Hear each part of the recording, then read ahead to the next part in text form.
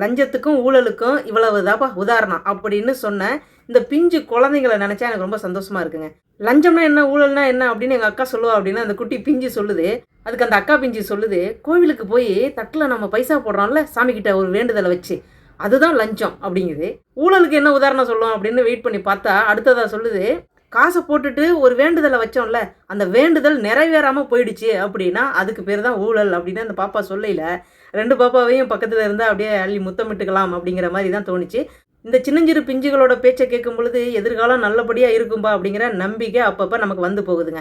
சரி, இந்த காணொலியை இப்போ நான் ஏன் பதிவு பண்ணுறேன் அப்படின்னு கேட்டிங்கன்னா, நாகர்கோவிலில் பிறந்து மதுரையில் சட்டம் பயின்று 2016 உயர் நீதிமன்ற நீதிபதியாக பதவியேற்ற நிசா பானு அவர்கள்கிட்ட ஒரு கேஸ் போகுதுங்க.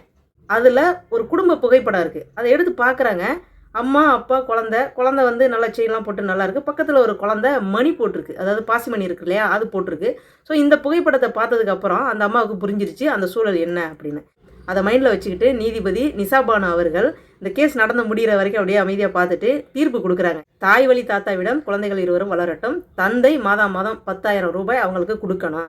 இதுதான் நிசா பானு அவர்கள் கொடுத்த தீர்ப்பு. நடந்தது என்ன அப்படிங்கிறத இப்போ நான் சொல்கிறேன். கணவன் மனைவி இவங்களுக்கு 2 குழந்தைகள், ஆண் ஒன்று பெண் ஒன்று.